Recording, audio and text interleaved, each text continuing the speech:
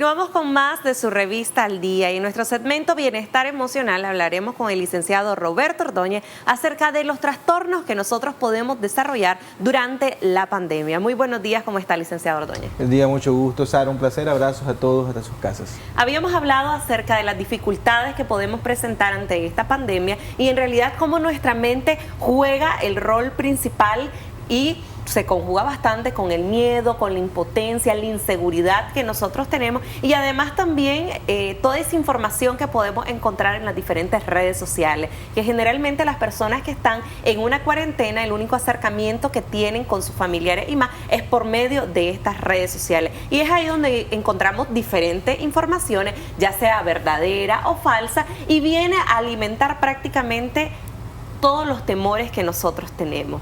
Por eso es importante hablar acerca de los trastornos que podemos desarrollar durante esta pandemia. Así es. Bueno, cuando hablamos del COVID-19 o el nuevo coronavirus, hablamos de algo integral.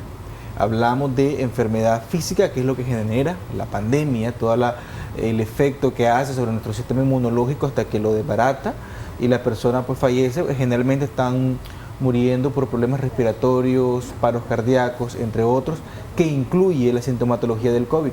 Pero es sistémico también porque este problema está colapsando el sistema de salud público y está generando también problemas económicos. La cuarentena está generando serios problemas económicos a nivel mundial. Entonces hablamos de problemas de salud física y el problema económico. Paralelo al problema económico está el problema social. La gente está en diferentes países ya cansada de la cuarentena, preocupada por la parte económica y está generando problemas sociales.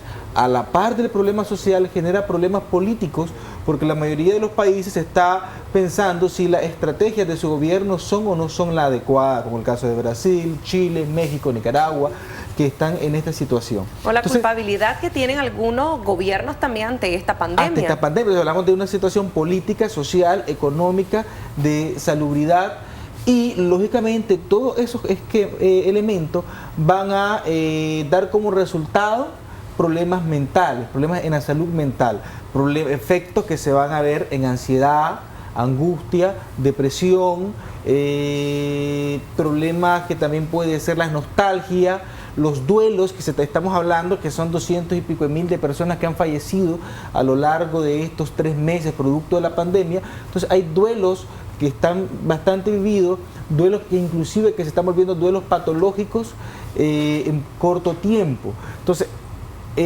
todo este collage, nostalgias, depresión, ansiedad, angustia, duelos no resueltos, duelos traumáticos, duelos patológicos, son las realidades que está generando el COVID y que de no terminar pronto estaríamos frente a un caos en temas de salud mental, caos que solamente son equivalentes o proporcionados por guerras. La Primera Guerra Mundial, la Segunda Guerra Mundial, han generado este nivel de duelos, este nivel de impotencia que ahora lo estamos viendo frente a un enemigo invisible como es el COVID-19.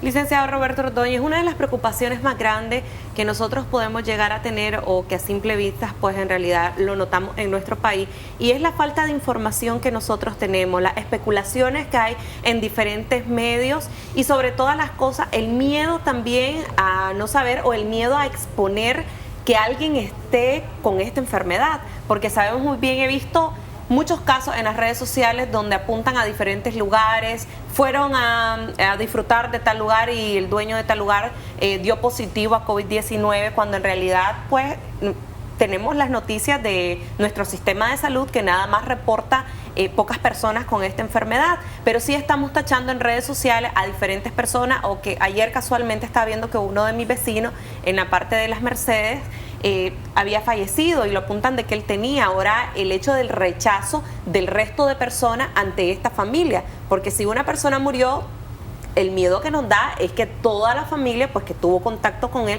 también entran a cuarentena y muchas cosas más y todavía no tenemos pues una información clara y específica de lo que estamos viviendo en nuestro país. Lo que estás planteando es muy importante. Hay un libro precisamente de alguien de Australia que lo escribió en coautoría con alguien de Inglaterra. No puedo pronunciar los nombres. El libro se llama Incertidumbre y a pesar y actuar en este contexto, ellos han anexado unos capítulos. De hecho, en Nicaragua vamos a tener una conferencia vía Zoom con ellos, donde hablan del rol que juega la incertidumbre para fortalecer nuestros problemas psicológicos, ya sean los trastornos, los traumas, o también para generar daños en la salud mental.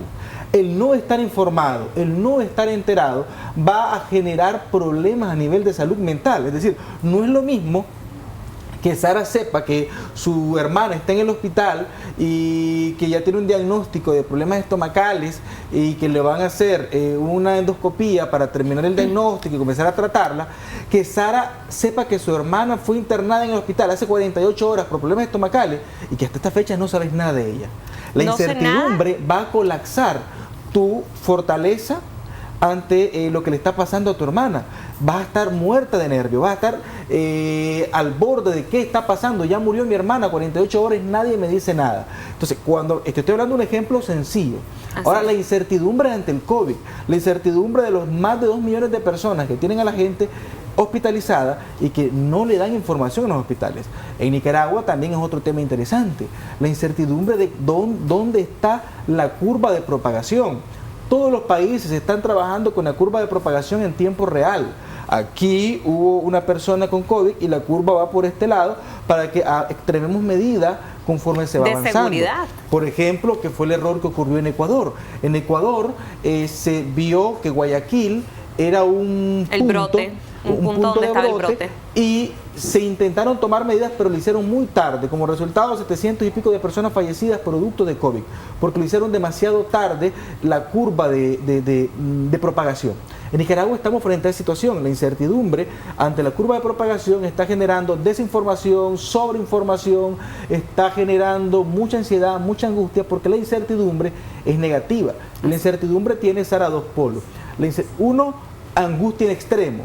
Y dos, demasiada frescura, diría yo, donde gente está visitando estadios y lo está llenando porque no hay información. Y al no hay información y el estar en incertidumbre ante lo que me pasa, y va a promover este tipo de eventos. Va a generar un descuido bastante interesante. Entonces, este tema de incertidumbre ante el COVID genera efectos negativos en salud mental.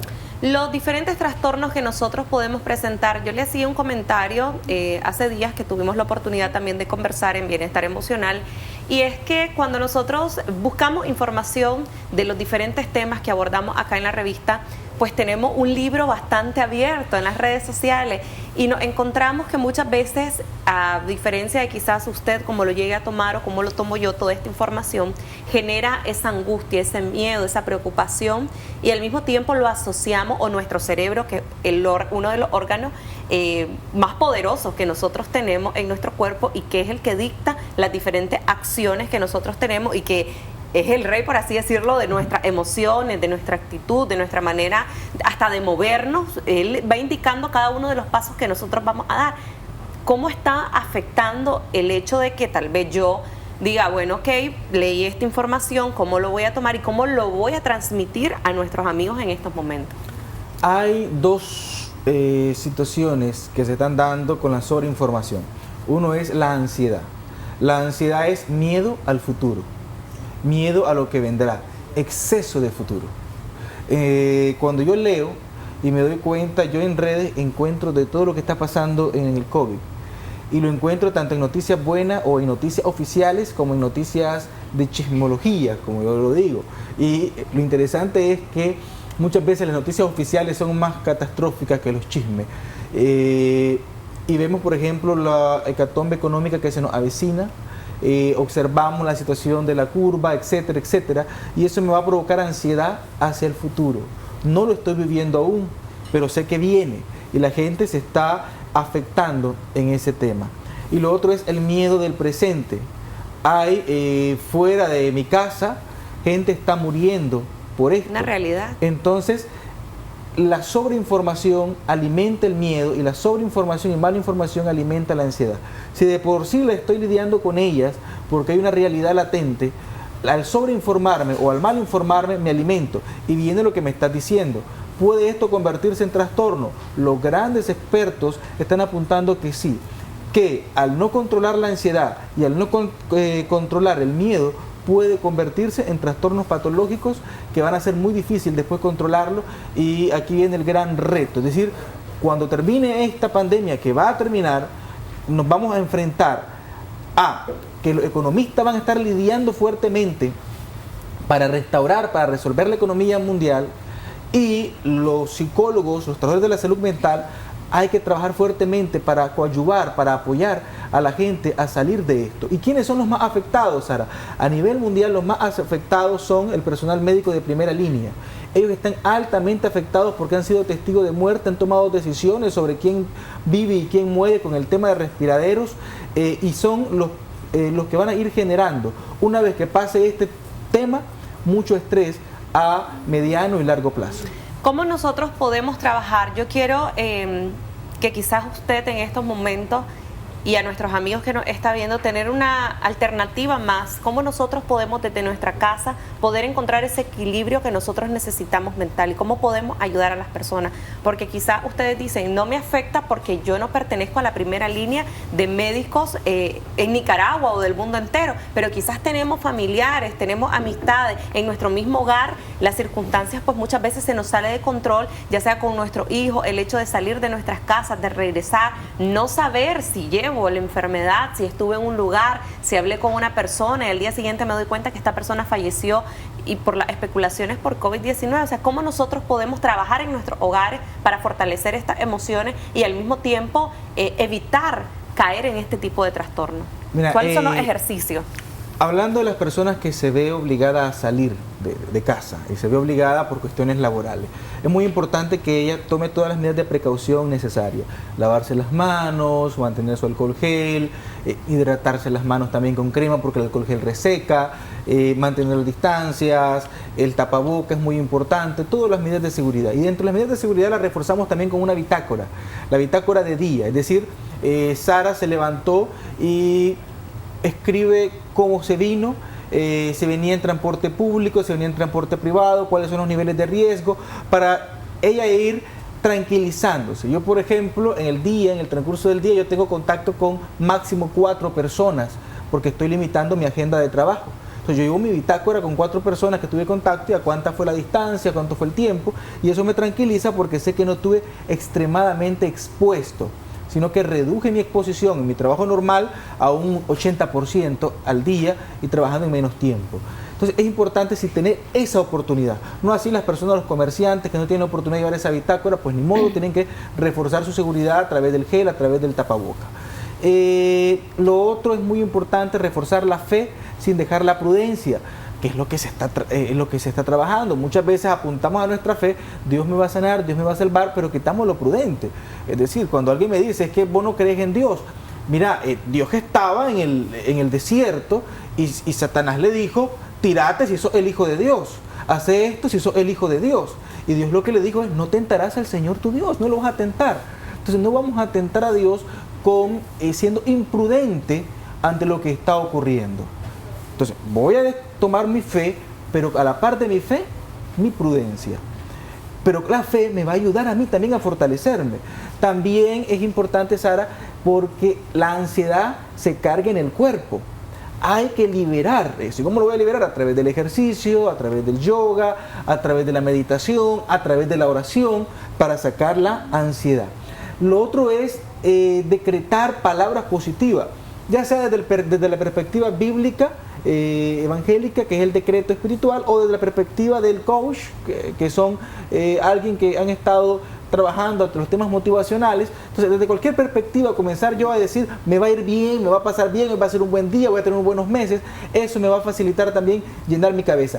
Lo digo, lo pensé, lo digo, lo escucho, vuelve a entrar y comienza a trabajar mi pensamiento, y eso me va a traer pensamiento positivo para evitar problemas en el tema de salud mental y para evitar exacerbaciones o fortalecimiento de los traumas. La última recomendación que le da a nuestros amigos que en estos momentos están sintonizando bienestar emocional para poder ayudar a las personas que tenemos más cerca, y más cuando nuestros familiares quizás son parte de ese equipo médico que está en riesgo. Mira, una recomendación muy especial y que tiene que ver con el tema de los trastornos. Si nosotros tenemos en nuestra familia gente que tiene trastornos de ansiedad, que tiene problemas depresivos, que tiene alguna patología ya diagnosticada, es muy importante buscar el apoyo psicológico, porque esto puede fortalecer, aumentar la crisis y después va a ser insostenible. Hay que buscar el apoyo psicológico, no debemos de tener miedo ni debemos tener vergüenza de buscar que un especialista nos acompañe. Si no tenemos los recursos, hay que buscar apoyo espiritual, nuestro sacerdote, nuestro pastor, que también nos dé guía para poder salir de esto. No podemos quedarnos solos con nuestra crisis. Porque la depresión se apodera. Hay que buscar el apoyo profesional necesario en temas de salud mental. Muchísimas gracias, licenciado Ordóñez, por estarnos acompañando la mañana de hoy, por darnos esas palabras y sobre todas las cosas, por ponernos en claro todo lo que estamos viviendo en nuestro país. La fe mueve montañas y eso es lo que hace falta en nuestro país. Creer un poco más, pero también tomar esas medidas necesarias. Yo siempre le he dicho, nosotros somos los presidentes y los líderes en cada uno de nuestros hogares y no esperemos ningún mandato quizás de nuestro presidente de la República para comenzar a tomar las medidas necesarias. Es momento de actuar, de salvar a nuestra familia y sobre todas las cosas de proteger a las personas que nosotros más amamos. Nos vamos a una pausa comercial. Al regresar continuamos con más de su revista al día.